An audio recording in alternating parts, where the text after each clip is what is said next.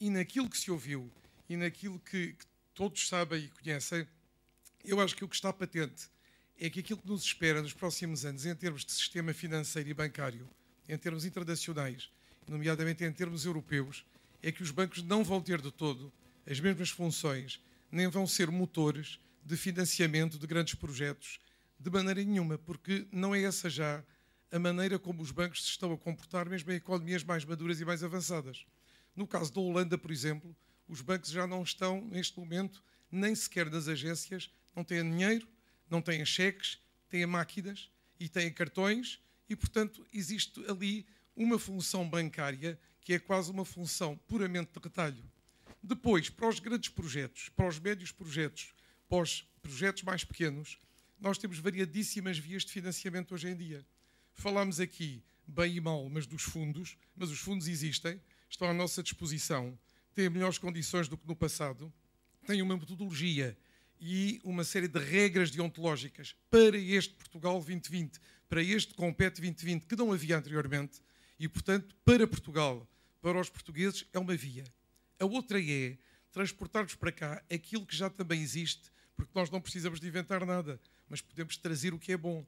Aquilo que já existe em economias como a alemã, como a austríaca, etc., em que os projetos de grande montante são financiados não pela banca, mas são projetos das seguradoras, dos fundos de pensões e de outros tipos de instituições financeiras que veem a longo prazo e que, portanto, veem projetos a 50 anos, a 70 anos, a uma geração.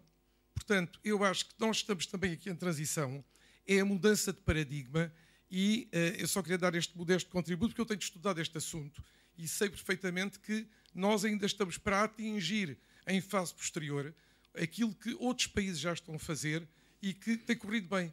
Porque quando sucede, por exemplo, grandes projetos onde aqui tem havido problemas e que depois arrastaram os bancos ou arrastam os bancos porque foram eles os principais financiadores, isso não sucede, por exemplo, como eu digo, no centro da Europa, onde uma aliança ou um fundo de pensões de uma grande corporação foram os financiadores de umas autoestradas ou de um grande empreendimento público porque fizeram-no a prazos tão dilatados e dentro da sua gestão de ativos que não trazem os mesmos riscos que trazem para o sistema bancário tradicional. Portanto, desculpe o tempo que tomei, mas eu acho que também era um bocadinho transitar agora para o futuro. Exato. E para aquilo que pode ser as vias de desenvolvimento do país. Nesta segunda fase, tínhamos mais uma intervenção, temos mais perguntas. Ok. Sim. Por favor. Vou fugir agora, tenho a minha parte fugir. Bom. Acho que nós agora, nesta fase final da nossa sessão, podíamos enfocar-nos nomeadamente naquilo que aí está explicitado concretamente, como é que nós podemos fortalecer as nossas empresas com estruturas de financiamento sustentáveis e como é que podemos atrair os capitais para podermos ter investimento produtivo e como é que podemos criar um sistema de incentivos e favorável à geração de lucros, etc. E focarmos naquilo que está aí, concretamente. Só para reforçar, e aquela questão que o Jorge falou, que é uma das medidas chaves da missão crescimento, a questão da conversão de dívida em capital, depois foi abordada também pelo professor Nascimento, a questão do mercado de dívida secundária e que também leva com a abertura de capital ao tal mercado de capitais, mercado B de capitais, que seria uma diminuição do financiamento da economia e atenuava os desequilíbrios de financiamento das empresas, que elas próprias têm bons projetos, mas que estão com problemas de capital e insuficiência de capital. E nós estamos numa economia de mercado e, obviamente, que, nomeadamente, a existência de investidores estrangeiros que estão muito interessados em compra de dívida corporativa só não compram porque ainda não está um ajustamento do preço do lado do vendedor e do comprador. E isso é um fenómeno que o próprio mercado vai impor. Com certeza, depois haverá muitas razões e poderíamos estar aqui a teorificar sobre quais são elas. Mas isso vai ter que acontecer e não há dúvida nenhuma que a existência de um mercado secundário de dívida corporativa vai ser um grande agilizador e, como dizíamos há um bocado, reconfigurador da saída da crise. Muito bem. Então vamos fazer esta última ronda, se calhar. Dr. Jorge Marrão, se calhar pedir-lhe que se concentrasse então mais nestas propostas. Sim. Não é? E, eu se calhar concentrava e tentava Carlos também responder ali ao nosso bastonário, mas de uma forma politicamente incorreta, mas eu deixo mais para o fim para ter tempo de...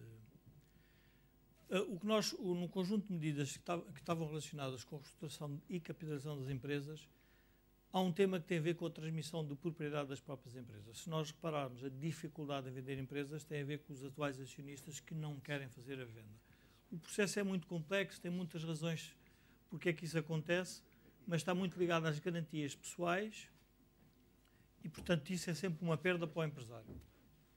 E o sistema das garantias pessoais é importante perceber que é um sistema muito perverso, porque só pode ser empresário quem tiver garantias, quem for rico.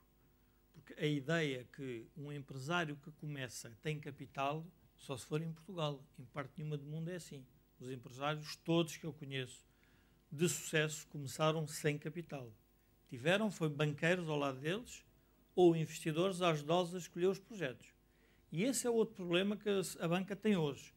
A banca, quando diz de forma, e aqui radicalmente contra ali os meus amigos banqueiros, quando diz que não há projetos, não. A banca também tem que descobrir os projetos. A banca tem que querer correr riscos. E por isso é que nós dizemos que os sistemas de incentivos à criação dos tais veículos especializados, que eu já vos vou falar, que tem muito a ver com a ideia de no fundo, nós tirarmos as empresas do setor bancário e pôr as empresas mais no setor de outro tipo de instrumentos. Agora, é preciso que a política pública vá nesse sentido. Quando nós estamos aqui a falar de dinamizar o mercado de capitais, criar fundos de reconstrução, promover parcerias com investidores com capacidade, desenvolver um modelo de financiamento para atrair capital externos, não há problema de capital no mundo. É importante perceber. A dívida soberana só é importante para as empresas porque é um referencial para o custo da dívida privada. As empresas o que querem é um soberano que se porte bem no orçamento do Estado. Porque aí, quando a dívida pública é 1%, nós já sabemos que a dívida privada vai ser um bocadinho acima. Quando a dívida pública é 4 ou 5, nós já sabemos que vai ser acima. E por isso é que as empresas se preocupam com as finanças públicas, não é porque estejam, não estão muito benéficas. Cada um tem o seu modelo de incentivos e tem a sua ideia de fazer lucro. Portanto, este são um conjunto de medidas que nós referimos sobre a diversificação da economia. Depois tínhamos aqui, este aqui é um importante, que é estimular e apoiar a criação de veículos financeiros e fomentar o mercado secundário de dívida, porque a transferência de propriedades, quem acredita que vai ter sucesso, para quem não acredita que aquilo tenha sucesso, tem que ser um processo ágil. É preciso que a regulamentação permita fazer isso. Nós fizemos um estudo, apresentámos ao Ministério das Finanças, há um conjunto de entraves de natureza regulatória, fiscal, do Código das Sociedades Comerciais, enfim, um conjunto, por exemplo, até os próprios incentivos do Estado, que é a mobilidade, as empresas fundirem-se quando o Estado financiou, ou o Estado deu um subsídio. É um problema. Porquê? Porque é logo posta em causa a forma como foi dado o subsídio. Vocês estão a ver, há aqui um conjunto de restrições. No momento em que nós precisávamos de uma economia flexível, em que mudassem os acionistas todos, porque o que nós precisamos não são acionistas que tenham boas relações com os bancos e com os governos. Nós agora estamos a precisar de acionistas que tenham capital para meter nas empresas, porque para as empresas irem para o mundo global, para as empresas exportadoras, está aqui a Delmar, sabe o que é que cada país custa muito dinheiro, em fundo de maneio, e em viagens, e em pessoas, é uma loucura. E, portanto, só é preciso capital e duradouro. Não podem também as empresas, o outro problema, viver com os prazos da banca, de 5, 7 anos. A banca pode ajudar numa parte, e essa fará esse papel sem problema nenhum. Agora, não podem pedir à banca que faça investimentos de longo prazo, porque eles têm que proteger os depósitos. Portanto, isso é uma ideia que eu gostaria de... Portanto, nós vamos também entregar-vos as medidas e para vocês verem para que caminho é que nós estamos a seguir. Sobre a questão da inovação, eu vou dar uma resposta politicamente incorreta. Eu acho que isso são um conjunto de tretas. Eu vou-lhe tentar explicar onde é que eu estou a ver isso. Para a economia crescer, nós estamos a falar de investimento anual na ordem de 20 mil milhões. Nós não estamos a falar nem 100 milhões, nem 1000 milhões. São 20 mil milhões. A Seed Capital, essa inovação, é um processo que o mundo empresarial português ainda está a dar os primeiros passos. O Estado está a querer entrar nessa atividade. Vai perder muito dinheiro, porque é um capital de risco a sério. Não sei se tem estofo financeiro e capacidade de o fazer, se entrar por esse caminho. O que nós estamos a querer dizer é cuidado, porque essa inovação vai surgir provavelmente dentro das próprias empresas. Nós hoje de manhã vimos aqui o que é que disse o representante da Embraer e o que é que disse aqui a Dielmar. Está à procura de encontrar novos tecidos. Aquilo é inovação a sério, é difícil, vai custar dinheiro. Mas não é o entrepreneurship, eu agora vou lançar um negócio. Porque isso está certo do ponto de vista da ocupação das pessoas, porque há uma taxa de desemprego elevada, e isso agora, quando nós estamos a falar, e não nos podemos esquecer que é a missão crescimento, e nós dedicamos àquilo que achamos que é o que pode gerar muito crescimento. E centramos muito nesta área do financiamento porque percebemos por aí que é, se houver financiamento, se ele estiver bem canalizado, se ele estiver bem escrutinado, os empresários vão aparecer. Se entramos em zonas de muito risco, que é as tais inovações, o tal economista americano dizia outra coisa que vocês estavam a discutir lá no projeto Farol, a inovação, ele dizia com piada, mas vocês querem competir com a inovação de ponta? Pá, dediquem-se a copiar a inovação existente. Se vocês copiarem a inovação existente e terem uma vantagem comparativa, é fantástico. Nós, nos Estados Unidos, temos imensos setores em que isso é assim. Temos outros em que somos de ponta. O custo da inovação para o mercado global é uma coisa brutal. E, portanto, é nesse sentido que achamos que é mais uma retórica ali para o Jornal de Negócios, pôr assim umas capas e tal, mas depois 20 mil milhões são 20 mil milhões. Ora, muito obrigado, Dr. Jorge Marrão. Se calhar passava só para terminarmos, pedia um comentário final a cada um de vós. Estamos mesmo a chegar ao fim da nossa sessão. Um comentário final a cada um de vós, aqui que possa incluir aqui as tretas do Dr. Jorge Marrão. E também estas ideias, novas ideias avançadas ou sublinhadas aqui, outros financiadores para além da banca, novos mecanismos de conversão de dívida em capital. Bom, tentarmos sistematizar aqui algumas ideias ou a forma como vem esta digamos que atração ou a capacidade de novas soluções para o financiamento da economia no tempo mais breve que conseguirem. Obrigado. Manuel, queres começar? Se calhar gostaria-me de começar por... Eu acho que há aqui coisas que são de curto prazo ou de curto, médio prazo, e acho que algumas das coisas que estão aqui na parte de baixo deveriam ser, mas só com o tempo de implementação terão sempre ser pelo menos de médio. O mercado secundário da dívida, eu acho que é muito interessante. Acho que, para além disso, a ideia de... há empresas que são viáveis e que estão a dar lucro de exploração, mas não suficiente para pagar os custos de financiamento. E essas empresas, a lógica económica diria que elas não deviam fechar. E muitas delas acabam por fechar porque são asfixiadas financeiramente. E quando fecham, os bancos vão lá buscar as garantias, coisas ficam com muito menos do que se ficassem com uma parte da empresa como capital, ou até do que e é aí, por exemplo, que eu acho que pode entrar também a garantia, se diminuíssem a dívida drasticamente para metade, mas essa metade ficasse garantida de outras formas. E isso, ou seja, olear dando esse incentivo, era importante, e eu penso que a venda de dívida, a transformação de dívida em capital, era também interessante, são duas coisas diferentes. Depois há o médio e longo prazo. E no médio e longo prazo eu penso que este financiamento de empresas médias com boa reputação e com potencial de crescer é importante.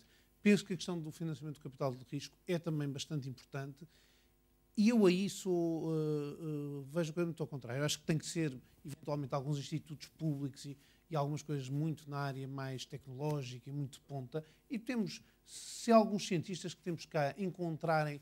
Acho que às vezes há uma grande ilusão entre o que pode ser uma ideia de que vamos ter uma economia toda baseada em alta tecnologia, que não temos estrutura para isso. Não temos uma dotação de fatores, de qualificações que dê para isso. Se temos universidades que estão nas 500 melhores do mundo, e temos 4 ou 5, pelo menos, e outras que são boas à mesma, essas universidades têm investigadores que são dos melhores do mundo, não são numa quantidade parecida com a que há nos Estados Unidos, mas são. Essas pessoas podem inventar as coisas que têm o valor à mesma. E para além disso, há imensas empresas, estava aqui a Dielmar, mas já estive ainda esta semana com empresas de calçado técnico, com inovação de materiais e com estudos sobre saúde das pessoas em trabalhos que são exigentes, porque estão muito tempo em pé, ou porque estão em temperaturas quentes de segurança, etc. Isto é inovação. Muita desta inovação, se for associada a um bom modelo de negócio, tem imensos pés para andar. Lembro da Der Ovo, que faz concentrado de ovo, e tem imenso sucesso. Mas há várias empresas destas em Portugal, E há muitas empresas destas que não crescem suficientemente rápido e com o tempo que demoram a crescer, há outras que estão a fazer a mesma coisa e crescem mais rápido só por estarem noutro país. Isso é uma perda enorme de crescimento. E aqui estamos a falar não daquele capital de risco muito, de coisas com um risco enorme, estamos a falar de um tipo de capital de investimento que não é eventualmente o papel da banca em alguns casos, mas que eu penso que aqui é o ponto muitas vezes para os grandes grupos. Os grandes grupos deveriam olhar muito para isto, porque têm aqui empresas com um forte potencial em que deveriam entrar com uma parte de capital e isto seria uma parte enorme dos lucros. Isso parece ser em parte também que as empresas estão à procura, não é? Como dizia a Embraer, não é? Que estão à procura de capital, Estão à procura de dominar tecnologias. dominar a tecnologia, portanto, se calhar podem envolver também estes projetos. Exato, às vezes até no fornecedores, etc. A última questão é a poupança, que é sempre muito longo prazo, e de facto houve uma ruptura muito grande cultural em Portugal com a diminuição da poupança, e há hoje em dia também uma desconfiança muito maior nos pequenos aforradores face ao sistema bancário, e isso é preciso trabalhar essas duas coisas, eventualmente dar novas aplicações da poupança que deem maior rendimento e que deem às pessoas uma confiança, se calhar mais eu estou a meter dinheiro nestas empresas porque as conheço, confio nelas e não só no sistema que era o que as pessoas faziam anteriormente. E há muitas pessoas que de facto foram muito mal aconselhadas por gestores de contas de bancos e estão hoje, isso teve um efeito enorme na forma psicológica como as pessoas viam a segurança com o ter mercado de dinheiro. capitais. Isso pode ser um problema grave para o futuro. Dr. Pinho Cardão, desculpem estar a interromper, mas temos mesmo de terminar. Claro. 2 minutos para si, 2 minutos para o professor Álvaro Nascimento. Por favor, 2 minutos. Eu enfatizei quase até à caricatura a questão da dívida pública como o endividamento público como, de facto, a causa principal da crise económica. E, de facto, disse-o porque, novamente, há tentações de voltarmos a políticas keynesianas em Portugal. Eu não diria keynesianas, diria mais keynesianeiras, porque até o Keynes acho que se revoltaria perante algumas políticas, portanto, que em nome dele são instaladas em Portugal, quando a situação de altos déficits em Portugal e de grande endividamento não permite, de forma alguma, políticas keynesianas. Daí que tínhamos que ser rigorosos nos diagnósticos e não querer voltar à situação que nos trouxe, de facto, realmente a este estado. Porque quem faz o crescimento, quem promove o crescimento, neste momento em Portugal, não pode ser o Estado, de forma nenhuma, tem que ser as empresas. E se o dinheiro vai para políticas keynesianas, vai para políticas do Estado, vai para o Estado, para investimento, melhor, despesa pública, não sobra dinheiro para investimento empresarial. Não sobra dinheiro para a reorganização de empresas. Não sobra dinheiro para a investigação tecnológica, no bom sentido, claro. Não sobra dinheiro, portanto, para investimento. Não sobra dinheiro para a formação de pessoal. Vai para o Estado. E depois no Estado desaparece, digamos, naquele monstro. Enfim, é o melhor termo que nós ainda lhe podemos, de facto, arranjar. Daí que se nós nos distrairmos e colocarmos como razões ou como causas equivalentes às do endividamento público outras causas, podemos cair, de facto, no mesmo estado que nos levou até agora. A última sugestão é que sugeriria aqui ao Jorge Marrão que reformulasse aquele boneco, aquela rodinha. Fica a sugestão e o aviso. Nunca aceito propostas de futebol Clube Porto. Professor Álvaro Nascimento, cabe-lhe assim terminar. Pedia-lhe também 2 minutos, por favor. Bom, eu vou tentar ser rápido. E volto à minha tese anterior, que é a tese em consciência, porque é a única que eu acho que é importante. O que quero dizer com isto é o seguinte. O setor financeiro, ou os mercados financeiros, por definição, têm horror do vazio. O que significa que, em tese, se o projeto de investimento inovador for bem montado, bem estruturado e bem apresentado, encontra financiamento, se não for cá dentro, lá fora. E dou um bom exemplo, que toda a gente conhece, que se chama Farfetch, por exemplo. Okay? E podia apresentar outro, podia apresentar o EIDUC, da SONAI, que tem uma grande campanha de investimento em inovação e consegue o capital necessário. E por isso é que eu digo, nós temos uma inconsistência do lado do setor empresarial também, na procura dos parceiros certos para o financiamento. Eu não estou a dizer que o setor financeiro não precisa se ajustar, porque temos o mesmo problema no setor financeiro. Eu podia responder à Esmeralda, e ela sabe também a resposta que eu lhe iria dar, porque o motivo é que os bancos não vendem os créditos que têm em carteira. E por isso, quando nós desenhamos isto, o que eu estou aqui a dizer é basicamente o seguinte: eu posso dar estímulos ao setor financeiro para ajustar os contratos para que vão de encontro àquilo que o Manuel já mencionou aqui várias vezes, que é eu preciso de uma política de crescimento e preciso de desenhar um ecossistema que seja consistente. E nós, neste momento, não temos nem uma coisa nem outra e estamos à espera que as duas coisas se encontrem a meio do caminho. É impossível as duas coisas encontrarem-se a meio do caminho. Quando eu tenho empresários de um lado a falar um discurso, quando tenho o setor financeiro do outro a falar outro discurso. Nós estamos nesta inconsistência. E a economia financeira, eu volto a insistir, o setor financeiro é simplesmente o reflexo da economia real. E se a economia real se ajustar, o setor financeiro vai atrás, e vai atrás. O crowdfunding, melhor dizendo, começando ao contrário, o shadow banking que o Rui mencionava aqui, é algo que eu começo a ter, por exemplo, se eu conversar com a Fidelidade. Em que, de repente, eles descobriram que, afinal, existe um conjunto de operações de investimento muito mais interessantes do que as que tinham antigamente com a Caixa Geral de Depósitos de Operações de aplicações. Porque encontram que existe um ajustamento de perfil, mas é um processo de ajustamento gradual. E a função de qualquer política, por isso é importante os pontos que aqui estão, e eu diria, se calhar insuficientes, porque nós conhecemos mal a realidade empresarial portuguesa e a realidade produtiva portuguesa, é desenhar os incentivos corretos para que o setor financeiro possa acelerar e acompanhar a passo as mudanças na economia real. Volto à minha questão, que consiga reposicionar as válvulas de escape que o sistema precisa. E isto não é nada de novo. Se eu deixar aqui, mesmo para fechar, que na antiga Babilónia, de 75 em 75 anos, as dívidas eram perdoadas, isto mostra onde é que estão as válvulas de escape que o sistema às vezes precisa para voltar a pôr o contador a zero e voltar a reintroduzir confiança. Nós estamos a perder estas válvulas de escape. Nós estamos a criar uma noção de que o sistema financeiro é um mundo perfeito, é um mundo sem riscos, e estamos a dar às pessoas a ideia que o investimento tem necessariamente um retorno e esse retorno nunca é inferior a um determinado montante, a uma determinada coisa. E se hoje em dia tenho um conjunto de pessoas que de facto não investem no mercado de capitais, é por grande parte delas, velho ditado português, gato escaldado, água fria tem medo, se assustou. E temos dois exemplos, duas grandes falências, vá lá, no setor privado, que levaram a que hoje em dia, quando se fala em mercado de capitais, as pessoas perguntam, mas quem é que me garante a observação dos riscos que as empresas incorrem e quem é que me garante que não vou ser apanhado no final do dia por um fenómeno negativo. Portanto, eu acho que nós estamos neste cenário. O Manuel mencionava aqui, eu preciso reintroduzir confiança no sistema, mas, sobretudo, para além de reintroduzir a confiança, eu tenho que reintroduzir as válvulas de escape e traduzi-lo com realidade. No setor bancário, só mesmo para fechar, a ideia, e esta é a minha leitura, o regulador europeu hoje em dia está excessivamente convencido, europeu e mundial, mas sobretudo europeu, que vai conseguir produzir um mundo perfeito, com o capital que o Pinho Cardão dizia aqui, os bancos hoje em dia têm capital excessivo. É um debate que eu acho que não faremos aqui, mas de facto está a ser assim porque o regulador europeu entende que vai conseguir montar o sistema monetário e o sistema bancário perfeito que nunca mais vai falir. Uma ilusão. Pois, o mundo anda também com algumas ilusões.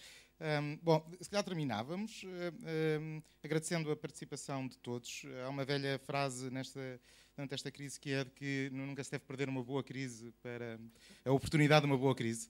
E ela, pelo menos, dá-nos a oportunidade para refletir sobre novas saídas para os pontos onde estamos e para melhores sistemas de financiamento. Temos boas ideias aqui, deixadas pela Missão Crescimento, pelos nossos convidados. Espero que tenham gostado. Uma boa tarde a todos e até amanhã.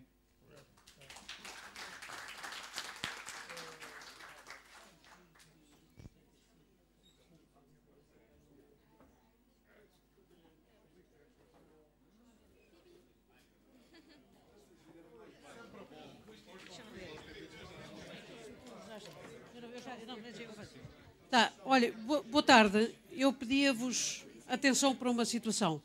Várias solicitações, num determinado sentido, levam-nos a propor que a sessão da manhã, em vez de começar às 9, vai começar às 9h30. Portanto, esperamos que alguns de vós estejam cá e fiquem avisados que, de facto, não é às 9, mas às 9h30 começam os trabalhos amanhã. Muito obrigada.